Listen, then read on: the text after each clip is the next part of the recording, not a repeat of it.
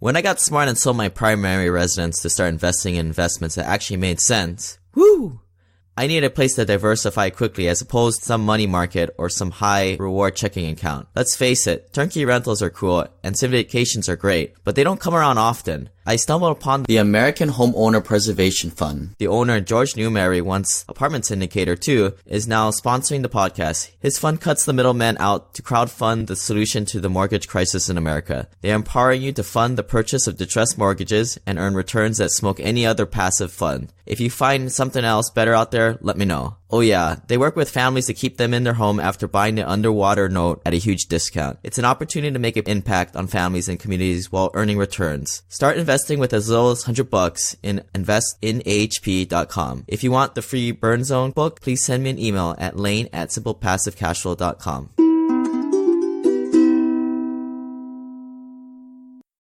Aloha, welcome to the year 2020. On today's edition, you guys are going to be listening in on a recent goals webinar that unless you're not part of the Cuido Pipeline Club, you don't get emails like this for invites out to these special virtual meetings that I have from time to time. I've been doing this goals meeting for the past few years, and this is the 2020 version of it. If you guys are struggling to find a CPA, or if your current one looks at you cross-eyed when you tell them you're trying to save taxes and they say something lame like invest in your 401k or Roth IRA, you probably need a new CPA. If you guys need a referral, shoot me an email at lane@simplepassivecashflow.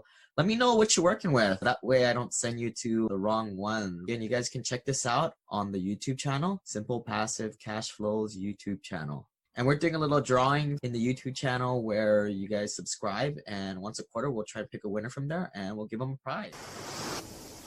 This is a story about a dreaming. What's up, Simple Passive Cash Flow listeners? Want to announce the first multi-day Hui Mastermind in Hawaii. We'll be holding it on my island of Oahu, that's where Honolulu is, on President's Day 2020. And that's February 14th to 17th.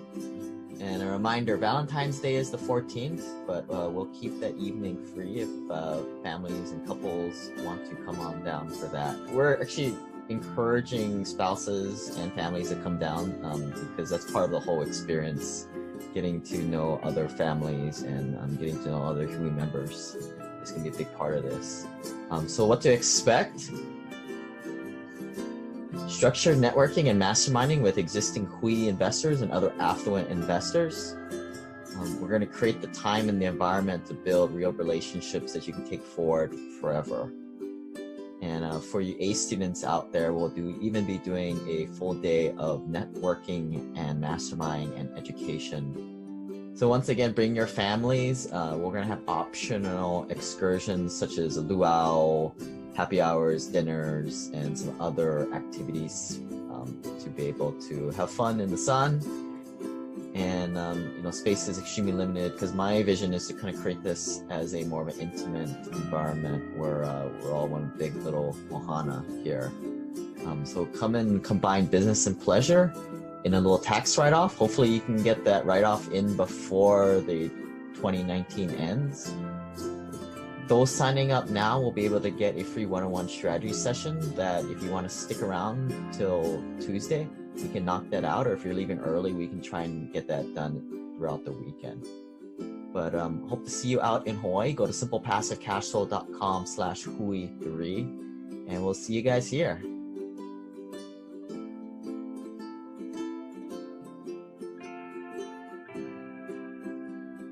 All right, so this is the 2020 launch for goals. If you guys go to simplepassivecashflow.com/2020-launch, you'll get access to the cheat sheet here. On the top are the important links that you want to get your hands on. So this first one is an editable worksheet to follow along link. So what this is I'm going to guide you through some questions to go through, and this will just make it easier. And I was hoping to create some kind of environment where people peek over what other people are doing and they get some good ideas. And then the other downloadable here is the little cheat sheet for how to creating an action board for yourself. But if you're a visual person, and it does show that if you put up pictures of what you want to achieve, and you see it from time to time, you're just kind of reminded of your goals. I'm not a big fan of the whole law of attraction, partly because if the law of attraction is true, the opposite should be true. So if you think of something really bad, shouldn't that happen too? So you guys can follow along here. I'll get the slide deck here. So I asked this question in the Hui Facebook club and a couple other groups that I have online. And if you guys aren't in this group, go to simplepassivecashflow.com/club and then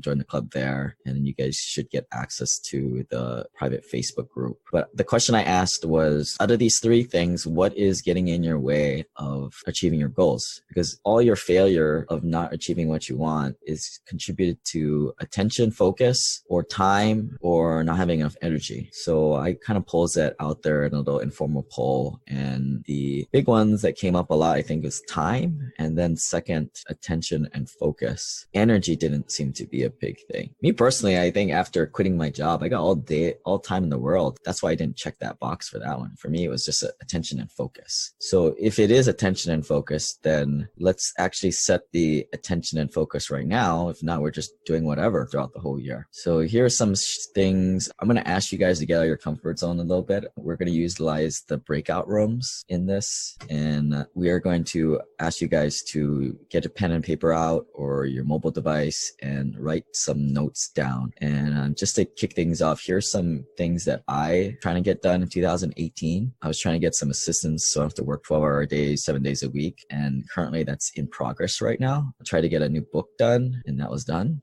Try to get a smaller core inner circle Hui mastermind members and getting there. And I was trying to get to 11% body fat, but that went the opposite way. So yeah, acknowledge that failure right there. And if you're not hitting your goals, you need to do something else. Like sometimes what I'll do is I'll have a project that's not getting done for like 2 or 3 weeks. Like recording all these videos that's going in the e-course is really hard. And if I don't get it done, I'm going to wake up super early one morning. It's sort of a penalty to myself. So that's like just another example for the physical fitness one. If I'm not losing the weight or I'm not on the track, I'm going to add another day of going to the gym.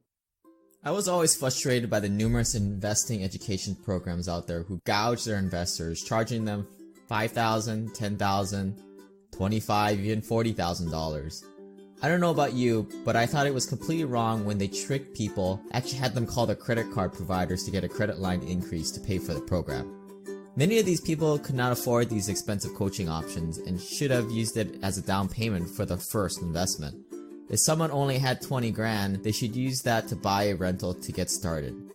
Let me make one thing clear. Our mastermind is not for you if you're broke. It's a cost-effective way to mitigate mistakes when building your portfolio. People in this group are going to be a pre-selected population of professionals and high net worth individuals. You'll be a good in company. That is after you apply and get in at simplepassivecashflow.com/journey. And yeah, if you're lonely and struggle to find motivated friends who want to do more than sit at their W-2 jobs, collecting a paycheck, then go home and watching Netflix all day because all they can afford is $8.99 a month on their digital entertainment budget, then this is a place for you too. simplepassivecashflow.com/journey to learn more. So at this point, I want you guys to write down 5 things you accomplished this past year. So if you're just sitting there, not doing anything, you need to get a pen and paper out and play full out. And just, this is not going to take very long. We'll probably rush through this in about 20, 30 minutes. And if you guys are watching this on the replay, you guys can, skip forward to the pauses, but we are going to roll through this quickly so that you guys can get off on your merry way. But if we're doing this for real, I probably leave a lot more time for you guys to write out your thoughts. So stop where you're at and move around, do some jumping jacks, some squats, some push-ups. And if you're not doing anything, maybe you should consider what's going on. I mean, are you too cool for school or what? You get everything done last year? Well, if not, you better get down and give me 10 because you need to get yourself moving. And the whole point of this is to get yourself in a better state, because if we're going to kind of create the intentions for the year, might as well do it from a place of abundance and in a good mood. So if you're not a moving around person and you're immobile, well, think of something that made you laugh or made you smile, or just freaking smile, fake smile if you can. That works too. And I'll preface it like the next 20, 30 minutes of saying like some of what I'll be presenting may seem seem like you already know this. Some will seem a little bit out there. I won't ask you guys to jump around again. We're done with that. And some will seem totally off the wall. And that's where I'm going to challenge you to get really curious. I'm going to end this goal setting activity with a bunch of tips that hopefully you haven't seen before. But if you have, take a chance, take it as an opportunity to reevaluate some new strategies around. So again, go back to the 5 things that you accomplished this past year and write some more, and reflecting on what they were and celebrating the wins for this past year, because it's not like you didn't do anything. 365 days. I forgot what that song was in Rent, but 5100, da, da, da, da. If you guys seen that play, you probably sing it in your head, and it probably ruined your evening. But the reason why we're doing this is at some point in this year, you're going to lose momentum. For some of you guys, it'll be tomorrow afternoon. For others, it might be in the first quarter, second quarter, or even in December. But I know for sure you're not going to be at 100% all the time. So you want to use this as a little list of being like, oh, look at that stuff I did last year. I've accomplished a lot. And hopefully that gets you out of your rut. So out of those, circle or add 3 things that were impossible from that list. What were the 3 big ones? And maybe make a side note. What did you do to make those things possible? Was it a strategy? Was it a system you put in place? Or was it some kind of internal dialogue that you told yourself? A couple of years ago, I kind of had a better vision of what this cuido Pipeline Club was going to be all about. And over like the last few years, acquired over almost $250 million and brought in $24 million from now over 200 investors in our group. I wouldn't have believed. I mean, this is a good example of an impossible goal. And what did I do to make this possible? I mean, obviously it's a big goal, a lot of aspects to it, but I think it was just keep working at it every day, strategizing, replanning, and using that strategy, because if it's worked for you in the past, it can possibly work for you in the future. It's just the way you're wired up. So finish that up. Top 3 things that you thought were impossible, and what are the strategies that it took to happen. So next step here is to do a SMART check. SMART, specific, measurable, attainable, realistic, and timely. So an example of this would be, on the last day of this year, I will be immensely satisfied when I get down to 155 pounds before October 2020, right? It's specific, it's measurable, 155 pounds in there. I don't know if it's quite attainable if you weigh 400 pounds, realistic, and there's a timely thing in there too. So I always talk about the 4-legged stool in terms of your life, where one leg is health, the other leg is wealth, relationships, and personal stuff, like more spiritual stuff. Take the time now and write like at least one in each of these categories. Other self-help groups, they'll recommend like the wheel is what they call it, which has not 4 legs, but like 16 legs, which I think is just really confusing. And you gotta be careful when you make things really confusing, you end up doing nothing. So I like to keep things simple, thus we'll pass the cash flow, right? So I keep it to these 4. Another metaphor that I've heard when I was working at my job was certain things are glass balls, certain things are rubber balls, juggling all these balls. And you're always going to be overwhelmed, and there's always going to be balls in the air, but there's certain balls, if you drop them, they'll shatter. They won't just bounce. Things like relationships, I think you could probably consider that a glass ball, where things in your business, depending on the situation, it could be a little bit more resilient. So I'm going quick here so you guys can watch the replay later again and again. So if this goal does not scare you a bit, it's not high enough. And if you accomplish it, what will it give you? It's good to write why you're doing something. Because again, when the year goes by and your motivation inevitably dips, and 30 to 60 days from now, you're going to want to reaffirm why the heck you were doing this in the first place. So once you're done with that, next exercise is kind of on that same line of the why. Here's an exercise that I personally do often. I'd say probably, once or twice a year, is in 10 years, I will be immensely satisfied when I fill in the blank. And it could be $25,000 passive a month with still being able to interact with a person a day was something I had written in the past. I've been kind of changing my expectations on, like, people have been saying like, I want 100 doors or I want $25,000 passive. I challenge a lot of people in the mastermind where I keep telling them like, that's just a number. Tell us what that will give you, what kind of a lifestyle. So you can get very specific here. In 10 years, I will be immensely satisfied when I wake up when I want to, and that is at 9:43. No one is home. I get to jump in my Maserati and go to, not my job, but I'm just going to go to Starbucks to do this stuff off, and then I just continue on that sentence. Create your lifestyle. And we picked this 10-year time frame because Tony Robbins says, we overestimate what we can do in 1 year and underestimate what we can do in 10 years. And something I've been noticing, I have talks with investors quite often, probably multiple times a day. And a lot of people are new to investing. And there's this concept of pull versus push, where the difference is, why do people call up this random guy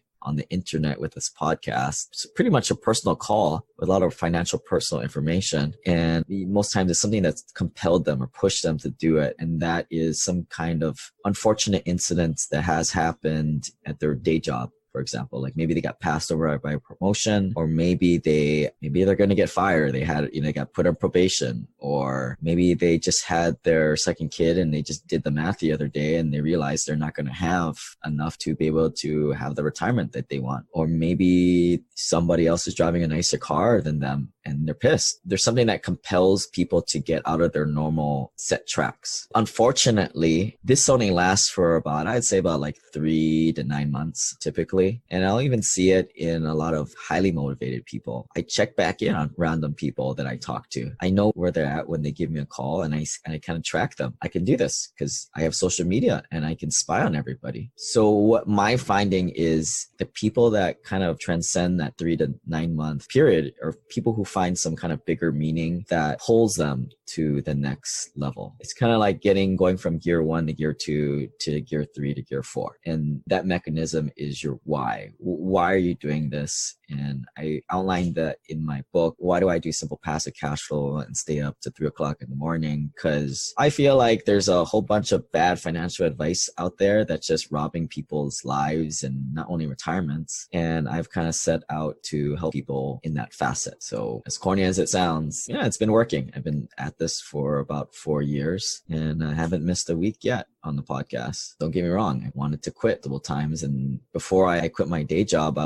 went down to like bi-weekly podcasts. So define that why. And I wrote a further article at simplepassivecashflow.com/goals, which is more of a deep dive into this defining end game, which you guys can do on your own time. If you guys come to Hawaii, we're going to be doing this in person. So we're going to skip this networking break here. We were going to talk to our partner about our goals and vision. The partner was going to give us feedback if it was smart. Because something I find is what works well is, share this with your partner, your friend, and have them call you out on it if it's smart. But we don't have time for that today. We need to get moving. The next step in the action plan here is to write down 5 things you did not accomplish this past year. Now, these things could be, you didn't hit your weight loss goals. Yeah, I called myself at it. I got a little slower. Find a new hobby outlet. I didn't do that. I thought I was going to play a new musical instrument or do something new. I don't know. Maybe I just not thinking hard enough, but I didn't really do anything like that sort this past year. I normally operate in a frantic mode doing all this stuff, and I didn't really improve that. So those are some of my stuff, and hopefully that gives you some ideas to call yourself on it. And that just goes to show, right? It's either lack of time, focus, or lack of energy. Those are the 3 things that this all points down to for failure. Now, more specifically, here are some 6 common things that get in our way. Number 1, we just disconnect from the goal. And maybe it's because of a weak why. We were pushed at one point, but then once that push, that quick motivation went away and we got used to the status quo, we weren't able to follow through. Number 2 here, maybe we found a surrogate for that goal to accomplish that same why. So an example of that would be you wanted to leave your day job because you didn't like your boss, but then your boss left and you're fine now. And actually things improved. Number 3, you used the wrong strategy. And that's what we're kind of going to work on for the rest of the time here is, working on strategy. I'm a big strategy guy as opposed to some of the foo-foo stuff and think about it and it might happen attitude. Number 4, you lack the knowledge, resources, or people. For a lot of people, that's why they join the mastermind, to get around the right people, because as,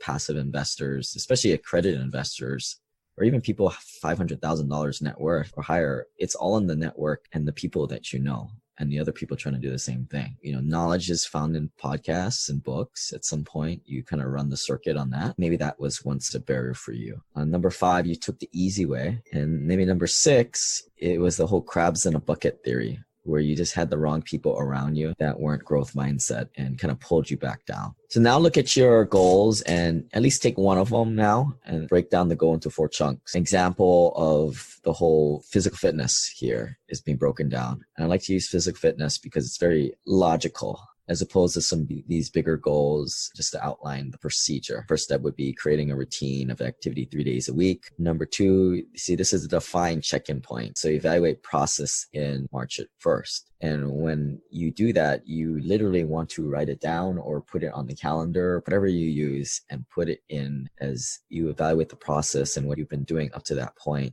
And possibly you might have to do a course correction. Number 3 part of the strategy here, that's that earlier strategy is not working. Maybe you add a 4th, 5th day of working out. And then the step 4 here, evaluate progress in June 1st. And at that point, really start to looking at the diet. So take your goals, break it down into 4 chunks. It may not be the best strategy, but look, better than nothing. At least you have a plan going in. I'm going to go over a variety of different tricks or hacks that you can use to improve your strategy that you have right now. So first one is the 3-person hack. So this involves you getting someone who is 5 years ahead of you at your level and someone who you can mentor in something that you're working on, which sounds counterintuitive. So the first person that you're kind of looking up to, this person is going to have the lay of land for you and be able to advise you. The person at your level, that's going to be sort of an accountability partner, keep you motivated. And the person under your level, this kind of keeps you up at your level. And some people, they just don't want to let people down. And by teaching other people, you inherently learn a lot. I thought I didn't know much about investing when I started this podcast. I was just going to talk about what the stuff I did. But apparently by talking about it, I kind of got a pretty good understanding and a good way to communicate different concepts. So that's just a prime example of that.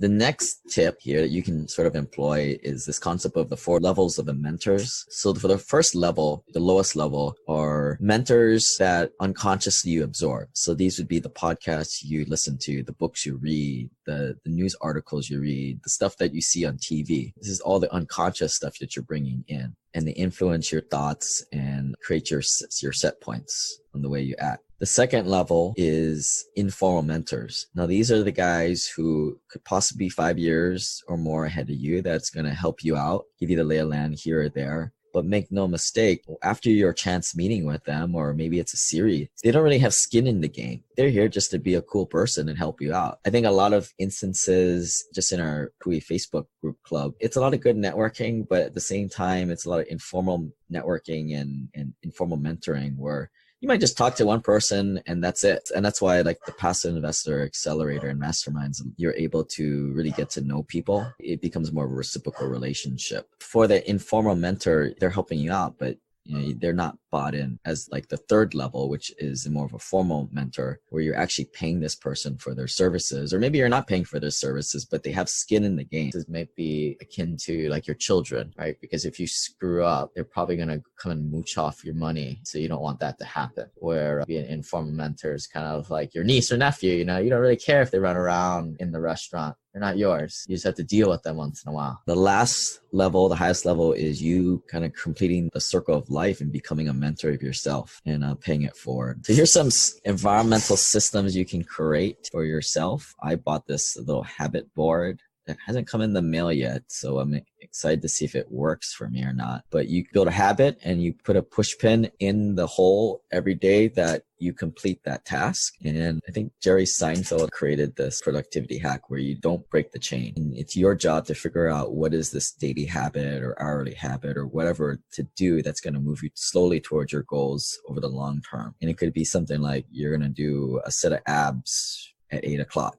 every day. Or you're going to go to the gym every day, or some of you guys will brush your teeth every day. So this all goes down to the whole, there's very popular books. Benjamin Hardy wrote Willpower Doesn't Work, The Power of Habit. Obviously, you guys know what that's all about, but you don't really need to read the books. Just trust me, the systems and creating your environment are very important because willpower is weak. We fall victim to what's easy, and what's easy isn't typically aligned with what the direction we'd like to head. So there's another book here by Gretchen Rubin, The 4 Tendencies. She's got 4 types of people: the upholder, the rebel, the questioner, and the obliger. I think she has like a quick quiz on her website to quickly identify who you are, but I'll kind of go through these 4 categories. Upholder is the person who always follows the rules and for someone who, like myself, who is more of a questioner, I question everything. The upholders are really annoying to me because they are more about process than getting things done. The rebel is the person who always does the opposite of what everybody says and what society wants. And the obliger does things for other people instead of doing things for themselves. So going back to the upholder, the person who follows the rules. So you create rules for yourself. That's a strategy for you. If you're a rebel, or if your kid's a rebel, right? You have them come to the conclusion that they should not eat candy. Let them say, well, do you want to have a sore stomach? Well, last time you had a sore stomach after you ate the candy. It's just kind of creating the fence around them and letting them make the decision for themselves. Because if you make the decision, you're going to go the opposite way. And we kind of do this to ourselves unconsciously. The questioner is the person who questions things. So I would say, myself being a questioner, I think what works a lot is understanding the why. Why am I doing this? Reconfirm what's the big picture here. And then the obliger, person who wants to please other people. I think that one's the simplest. Like, you set up calendars, invites with other people to set you on the right goals, the right things. So, you go to the gym with another person, you carpool with the person. That way, when you don't want to go to the gym, you don't want to let the other person down or yourself down. Rewards and penalties here are another way of strategizing to set yourself up for success. Some people respond more to the stick end, which is the penalty, getting hit. And some people respond more to setting up milestones and rewards. So you're kind of working towards milestones along the way, and you give yourself maybe a treat here, or maybe you buy yourself something, or maybe you take yourself out to a massage. Michelangelo says here that I saw the angel in the marble and carved until I set him free. So he said this, if you think about the statue of the Michelangelo was this big marble block, and it really wasn't anything until he removed the outer layer. And a lot of times, it's just saying no can be the best thing. I mean, look in your life, everybody's on demand for your time and energy. But especially if you're an obliger and you're trying to please everybody, you're going to be drained pretty quickly, and you're not going to have any bandwidth to do anything that you wanted to do. So also beware of muster baiting. These are the person who says, I must do this, I must do that, I must. And also, same time, look out for the shooting on yourself. So how do you deal with you're a muster baiter and a shooter? So use words that create possibility, ownership, and forward momentum. So example, I'm choosing to take control of my financial freedom today, or I'm choosing to direct my money, or I'm choosing to be more consistent with my motivation. It's funny, you watch a lot of people and you're very conscious to the words that they're choosing and the way they view the world, but to that person, it's their blind spot, and it can often mean their downfall. And we are very blind to our own selves. Self-torture questions. If you're a person who beats yourself up, use what instead of why. Instead of why can't I be more consistent? Say, what can I do to be more consistent? In a way, it's instead of arguing with yourself, try and be more collaborative with yourself and try and address the problem. The negative loops or belief you have will get you. And the magic words that you can use are up until now. So you can use up until now, I thought, insert the negative loop or the self-torture phrase that you've been using for the longest time. So build goals and strategies, at least 4 steps, and with the check-in points. And here's a little guide for the check-in points is, set the timer for 20 to 40 minutes, get into the right state. Maybe you need to put on some nice music. Maybe you need a little wine, whatever floats your boat, and get a pen, paper, or on your computer mobile device and a quiet space, and check in on yourself and see how your strategy is working. And make sure you schedule these check-ins in the calendar. If not, I guarantee you it will not happen. Create a check-in schedule here. I put 2 to 4 weeks as a recommendation, but sometimes it may be more appropriate to do more of a quarterly check-in or half a year check-in, but find something that's appropriate. If you're signing up to do something every 2 weeks and every 4 weeks and you don't do it because it's impractical, it's not the right check-in schedule for the right scope of the project or scope size, then you're going to lose a lot of momentum. And it's kind of like, well, I'm going to go to the gym and do 1,000 push-ups. well, likely you're not going to do anything. Make the goal small and obtainable, and then you'll get momentum on your side. And, we have these strategies because Mike Tyson says everybody has a plan until they get punched in the mouth. All right. The worksheet online is still open if you guys want to record some stuff on there. Hopefully you guys can get some good ideas and some other people's goals if you want to steal some of theirs. I have no problem with that. But that concludes our goals webinar this year. Hope to see you guys out in Honolulu on February 14th to the 17th. Go to simplepassivecashflow.com/hui3 to get involved with that. And also the Passive Investor Accelerator Mastermind. If you guys like this interaction, we kind of do this quite often. We do this every 2 weeks, and we pair up people and we start to build their relationships that way, and also the online community there. I hope you guys have a good 2020, and we'll post this on the website and the YouTube channel. If you guys want to go ahead and review this on your own time and make sure you add more goals. My suggestion would be to make 3 to 7 goals. Any more, it's just too much. You're going to get overwhelmed. Any less, you might get stalled on one of them. It's always good to have 2 or 3 that you can keep moving on. Thanks for listening, guys. And we'll see you guys at the next investor letter meeting. simplepassivecashflow.com/investor letter for that. And hopefully you guys have a good 2020. Bye. This website offers very general information concerning real estate for investment purposes. Every investor situation is unique. Always seek the services of licensed third-party appraisers and inspectors to verify the value and condition of any property you intend to purchase. Use the services of professional title and escrow companies and licensed tax, investment, and or legal advisor before relying on any information contained herein. Information is not guaranteed, as in every investment there is risk. The content found here is just my opinion, and things change, and I reserve the right to change my mind. Above all else, do your own analysis and think for yourself, because in the end, you are the only person who is going to look out for your best interests.